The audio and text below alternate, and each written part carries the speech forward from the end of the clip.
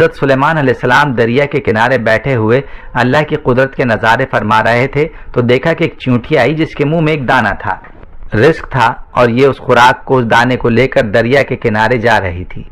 حضرت سلیمان علیہ السلام یہ سب دیکھ رہے تھے کہ چیونٹی چلتے چلتے آہستہ آہستہ اپنی رفتار سے چلتے ہوئے دریا کے کنارے جا پہنچی۔ اس دوران ایک عجیب واقعہ آپ علیہ السلام نے دیکھا کہ جب یہ چیونٹی دریا کے پاس پہنچی تو دریا میں سے ایک مینڈک باہر آیا اور منہ کھولا۔ چیونٹی اس کے منہ میں چلی گئی اور مینڈک واپس دریا میں چلا گیا۔ یہ سب منظر اللہ کے نبی علیہ السلام دیکھ رہے تھے۔ کچھ دیر بعد وہ مینڈک پھر آیا، اس نے پھر منہ کھولا اور چیونٹی اس کے منہ سے باہر آ گئی۔ حضرت سلیمان علیہ السلام نے غور کیا تو ایک فرق محسوس ہوا کہ اس سے پہلے چیونٹی جب مینڈک کے منہ میں گئی تھی تو اس کے منہ میں دانہ تھا، ایک رزق تھا جو اب اس کے منہ میں نہیں ہے۔ دوستو، جیسا کہ پہلے بھی آپ کو بتایا کہ حضرت سلیمان علیہ السلام چرند پرند سب سے بات کیا کرتے تھے، تو آپ علیہ السلام نے چیونٹی کو طلب کیا اور پوچھا کہ یہ کیا معاملہ ہے، یہ تم کیا کر رہی ہو؟ ابھی تم منہ میں دانہ لے کر مینڈک کے منہ میں گئی تھی، تم کہاں گئی تھی؟ یہ چیونٹی کہنے لگی، اے پیغمبر خدا، اس سمندر کی گہرائی میں جا کر دور ایک پتھر ہے، یہ پتھر اندر سے خالی ہے، اس پتھر کے اندر ایک کیڑا رہتا ہے۔ اللہ تعالیٰ نے اس کیڑے کو ایسے مقام پر پیدا کیا ہے کہ وہ وہاں سے نکل نہیں سکتا، وہی اس کی کل کائنات ہے۔ مجھے اللہ تعالیٰ نے اس کام پر مقرر کیا ہے کہ میں اس کو کھانا پہنچاؤں۔ قادر مطلق نے اس مینڈک کو مامور کیا ہے، مینڈک روزانہ مجھے اپنے منہ میں لے کر پانی سے ہوتا ہوا اس پتھر کے پاس لے جاتا ہے۔ وہ مینڈک اپنا منہ اس پتھر کے سوراخ پر رکھ دیتا ہے، میں اس کے منہ سے نکل کر کیڑے کے پاس جاتی ہوں، وہ اناج جو میرے منہ میں ہوتا ہے وہ اناج میں اس کے پاس رکھ دیتی ہوں۔ یہ مینڈک میرا انتظار کرتا رہتا ہے، میں واپس اس کے منہ میں داخل ہو جاتی ہوں، یہ پانی میں تیرتے ہوئے مجھے واپس پانی سے باہر لے آتا ہے۔ حضرت سلیمان علیہ السلام نے اس سے پوچھا کہ جب تم اس کے لیے کھانا لے کر جاتی ہو تب تم نے اس کی کبھی کوئی گفتگو سنی ہے؟ چیونٹی کہنے لگی، ہاں، جب میں اس کے لیے کھانا لے کر جاتی ہوں تو ہر روز میں اس کیڑے کی گفتگو سنتی ہوں۔ حضرت سلیمان علیہ السلام نے دریافت کیا اور فرمایا کہ اس کی گفتگو کیا ہے، وہ کیڑا کیا کہتا ہے؟ چیونٹی بولی، وہ کیڑا کہتا ہے کہ اے وہ ذات جس نے سمندر کی گہرائی میں اس پتھر کے اندر بھی مجھے نہیں بھلایا، اپنے مومن بندوں پر اپنی رحمت کو بھی مت بھولنا۔ پیارے بھائیوں اور میری بہنوں، یہ تھا واقعہ چیونٹی اور حضرت سلیمان علیہ السلام کا۔ ہم آپ کو چیونٹی کا ایک اور دلچسپ واقعہ بھی سنائیں گے، لیکن پہلے آپ کو یہ بتاتا ہوں کہ گھر سے چیونٹیوں کا مسلسل نکلنا کس بات کی طرف اشارہ ہے۔ تو غور سے سن لیجئے کہ اہل دانش کے مطابق جس گھر سے چیونٹیاں نکلنا بند نہ ہو تو اس بات کی نشانی ہے کہ وہاں رزق کی فراوانی ہے۔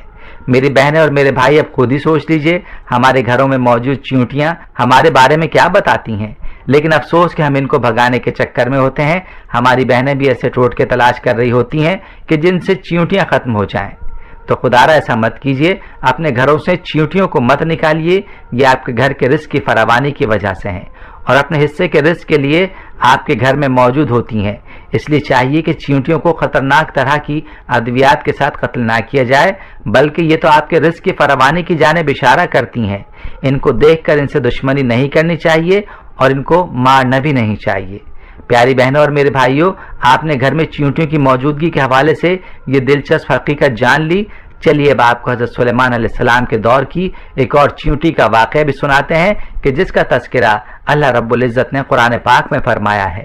روایات میں آتا ہے کہ حضرت سلیمان علیہ السلام جب ان لشکروں کو لے کر چلے، ایک جنگل پر گزر ہوا جہاں چیونٹیوں کا لشکر تھا۔ لشکر سلیمان علیہ السلام کو دیکھ کر ایک چیونٹی نے دوسری چیونٹی سے کہا کہ جاؤ اپنے سوراخوں میں چلی جاؤ، کہیں ایسا نہ ہو کہ لشکر سلیمان چلتا ہوا تمہیں رون ڈالے اور انہیں علم بھی نہ ہو۔ حضرت حسن فرماتے ہیں اس چیونٹی کا نام ہرمس تھا، یہ بنو شابان کے قبیلے سے تھی اور تھی بھی لنگڑی۔ خوف ہوا کہ کہیں روندی نہ جائیں گی اور پس جائیں گی۔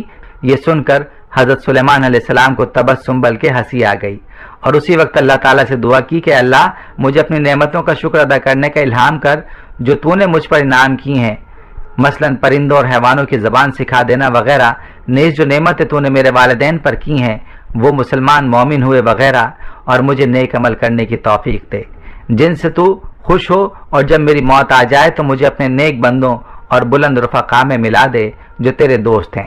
حضرت سلیمان علیہ السلام چونکہ جانوروں کی بولیاں سمجھتے تھے، اس کی بات کو بھی سمجھ گئے اور بے اختیار ہنسی آ گئی۔ میرے بھائیوں، اللہ کو اس چیونٹی کی یہ ادا بہت ہی پسند آئی اور اس نے اپنے قبیلے کی باقی چیونٹیوں کی فکر کی، لہٰذا اللہ رب العزت نے اس چیونٹی کا تذکرہ اپنی مبارک کتاب قرآن کریم میں بھی فرمایا ہے، اور اس چیونٹی کے نام کی پوری سورت قرآن پاک میں نازل فرمائی ہے۔ پیارے بھائیوں، حضرت سلیمان علیہ السلام کے دور کی ایک اور چیونٹی کا تذکرہ بھی کتابوں میں ملتا ہے۔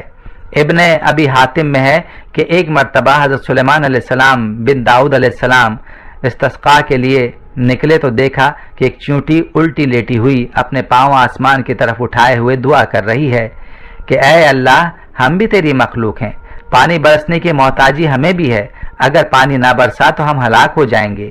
یہ دعا اس چیونٹی کی سن کر آپ نے لوگوں میں اعلان کیا، لوٹ چلو، کسی اور ہی کی دعا سے تم پانی پلائے گئے۔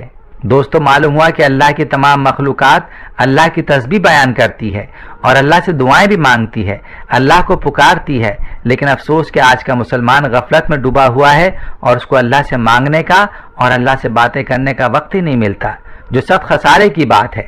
پیارے بھائیو، یہ تھی ہماری آج کی ویڈیو، اسے اپنے دوستوں کے ساتھ بھی ضرور شیئر کریں۔ ہم یہ امید کرتے ہیں کہ آپ کو ہماری آج کی یہ ویڈیو ضرور پسند آئی ہوگی۔